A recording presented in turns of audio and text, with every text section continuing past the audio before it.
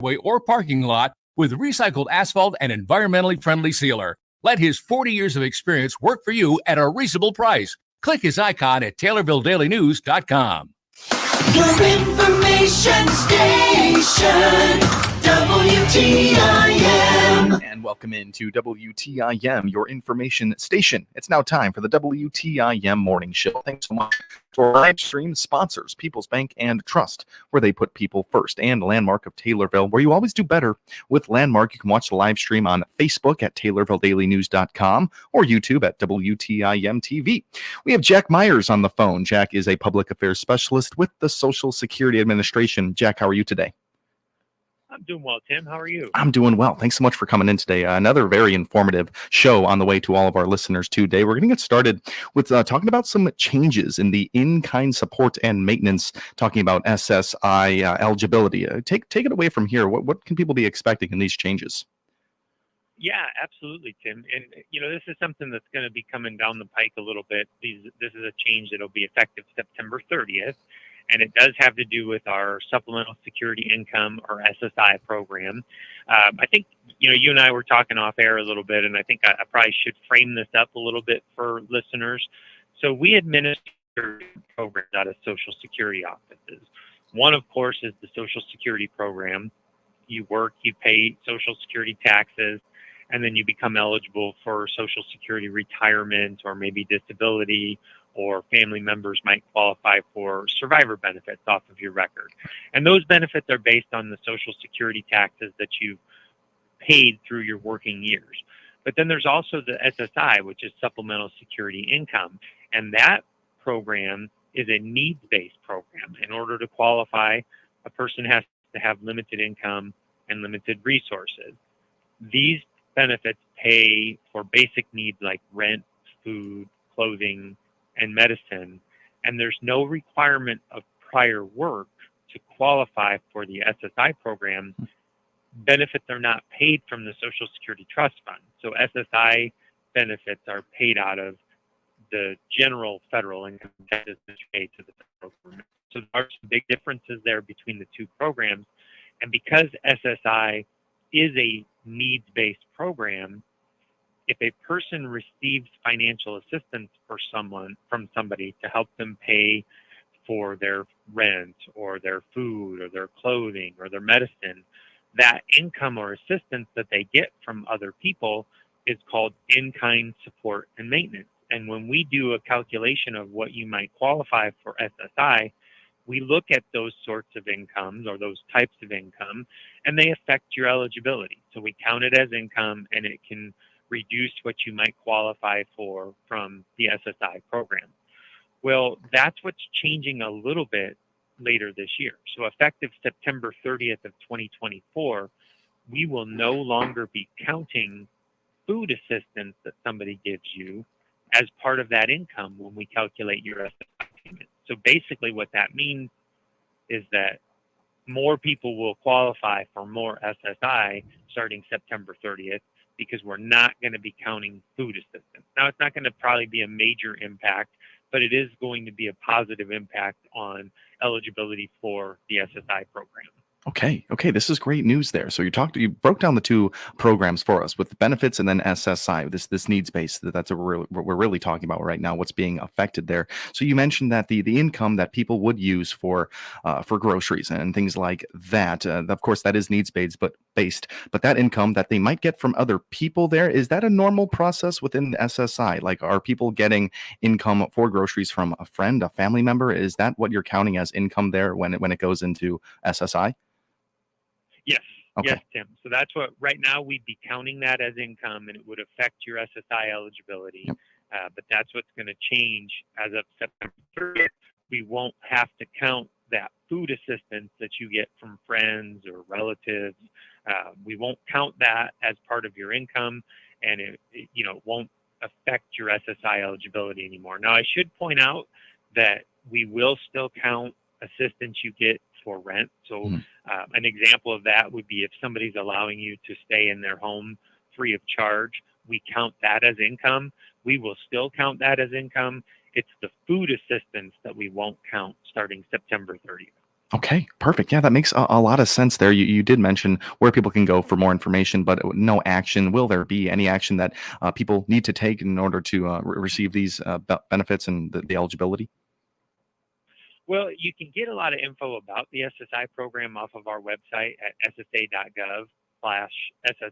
So you can find out all about the program there. If you, in terms of what you need to do, basically, when one of your reporting responsibilities when you receive SSI is to report any kind of changes to your financial situation or your living arrangement. So if you have reported that you're getting food assistance to us, you really don't need to do anything because we'll just stop counting that starting September 30th. But any other changes to your situation, you would want to report to us at Social Security. Okay, perfect. We're speaking right now with Jack Myers, a public affairs specialist with the Social Security Administration. When you're talking about the programs, SSI, or just other Social Security Administration benefits, we're kind of switching gears here just a little bit, but it's a lot of managing. It's a lot of know-how with Social Security. Are there ways to help manage all of these accounts and Social Security benefits? Are there ways that you guys help out with that? Well, there are ways to manage, and for the most part, most of our beneficiaries and recipients can manage their own affairs, their own finances. But being such a large program and helping so many people, of course, there are a lot of people who get our benefits who do need assistance with managing their funds. And we have a program. It's called the Representative Payee Program. And basically what that's for is for those people who are no longer able to manage or direct the management of their funds.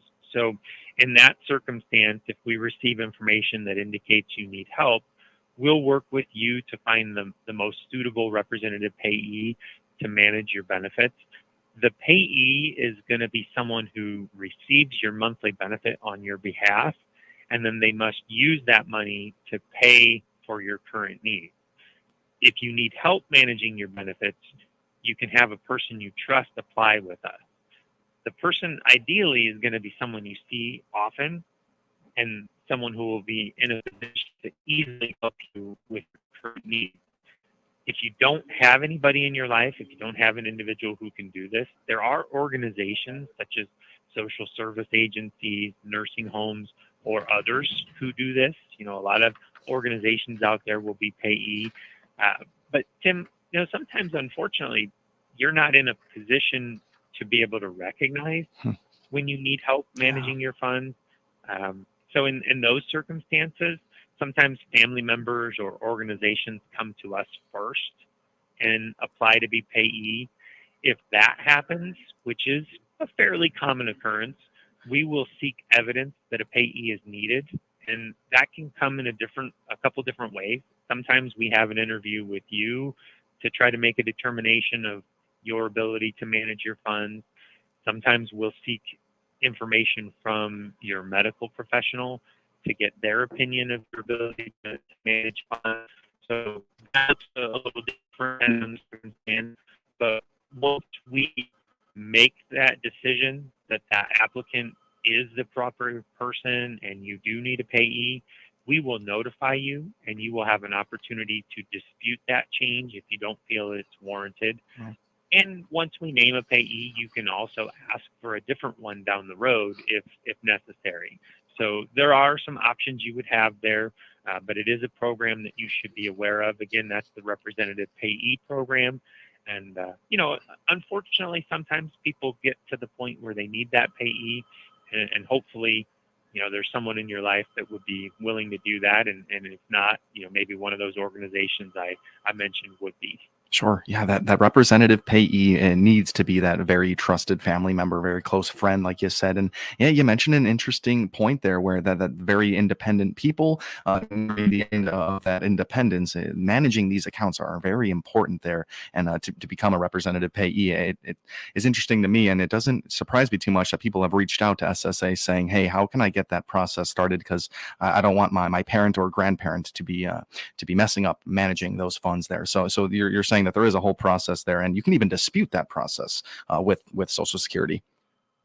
Yeah, that's Okay. right. That's right. And something that's fairly new, Tim, is there's another thing called advanced designation, Hmm. And what that is nowadays when you apply for benefits with us at Social Security, we give you an option to designate in advance some trusted family members that could be payee for you down the road should you ever need it. You would basically just give us their name, the relationship to you, and a contact number for them. That doesn't mean in any way, shape, or form that you need a payee. It's just a little bit of a heads up for us down the road of, some people, some leads, if you will, that we can contact if we find you need a payee and nobody has come forward to apply. So that's not a bad idea. You don't have to. It's certainly just an option. And if you designate somebody in advance, you can also change that designation down the road through your My Social Security account at ssa.gov or by calling or visiting a Social Security office. So give that some thought. Maybe an adult child or a spouse might be a good person to list on there. And then anytime down the road, if you needed a payee, we'd have that advanced designee to turn to and say, hey, back when so-and-so applied for benefits, they listed you as a person who could potentially be their payee down the road one day, if ever needed. Wow. Again, very important there in Social Security Administration, keeping a lookout on people that might need help with these very important managing of their benefits. We're speaking with Jack Myers, Public Affairs Specialist with the Social Security Administration. Time for our quick time out here on the WTIM Morning Show, but we will be right back. Thanks so much to our live stream sponsors, People's Bank and Trust, where they put people first, and Landmark of Taylorville, where you always do better with Landmark. More from Jack Myers after this break here on WTIM, your information station. Your information station, WTIM. So, I'm about to graduate from nursing school, and you know what? Everyone is hiring nurses right now.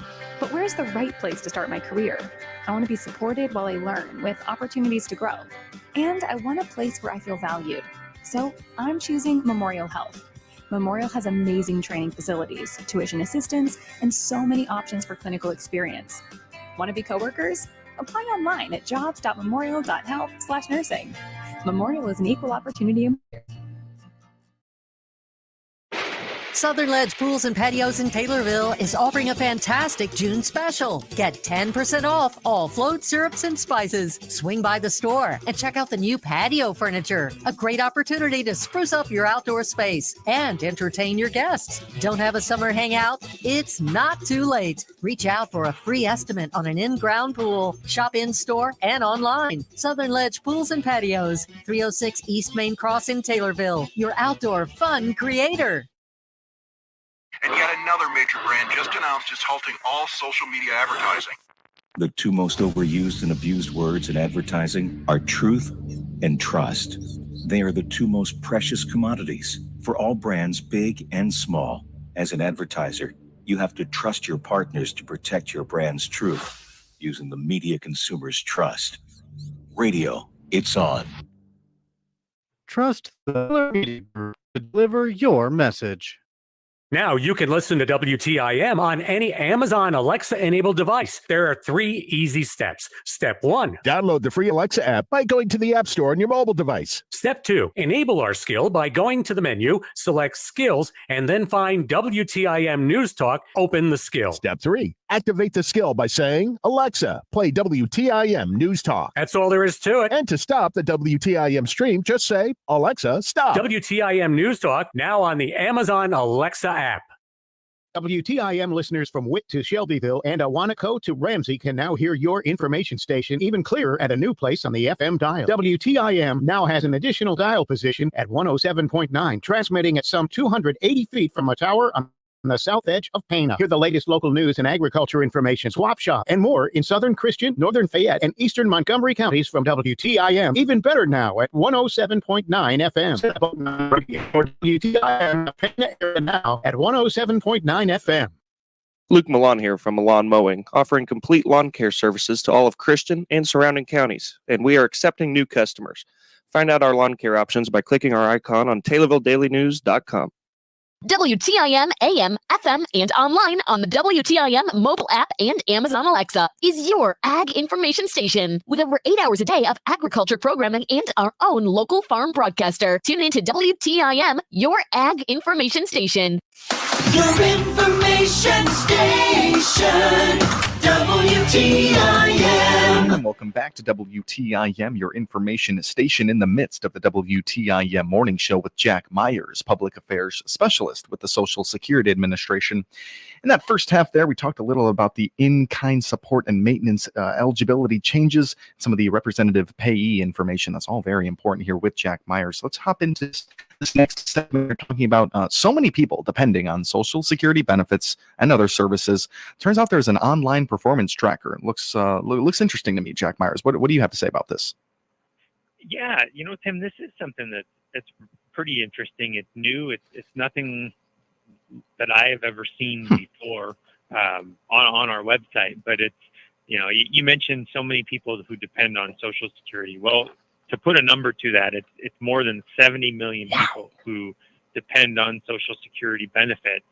And then millions more reach out each year for other services like requesting a new Social Security card. And, at the same time, we're experiencing kind of competing things. For on one hand, increasing number of customers, and then on the other hand, in a less favorable light, it's less operating funds per customer. And then that kind of results in fewer employees. So more people, yes, fewer people working for agency. Wow. And so because of that, our commissioner, Martin O'Malley, has really kind of identified 3 customer service priorities of his.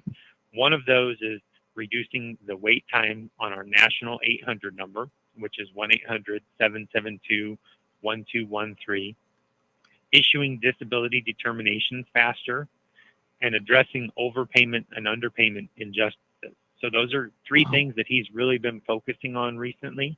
And then as part of all of this, he's put out what we call Security Stat, which is this performance tracker that's now on our website. So if you go to ssa.gov, which is our Social Security homepage, and you scroll down to the section that says Security Stat, see how we're doing. If you click that, you can see our progress as an agency on certain priorities, the 1-800 number performance, the average processing time for disability determinations. And there's some really interesting data there.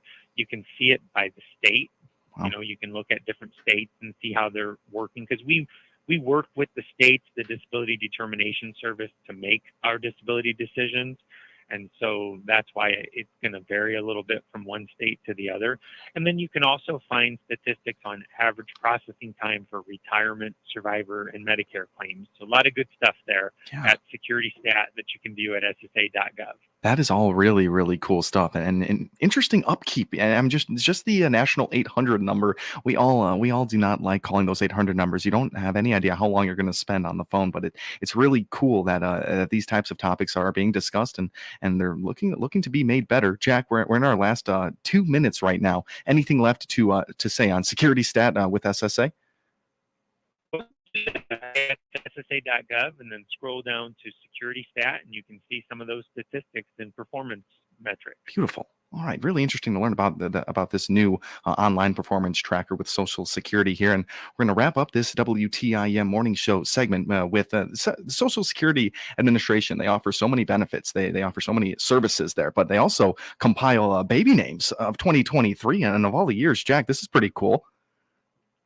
Yeah, it is. It's something that we put out each year, right around May, around the Mother's Day holiday. Sure. We put the most popular list of baby names from the prior calendar year. It's a lighthearted topic. It's something that people like.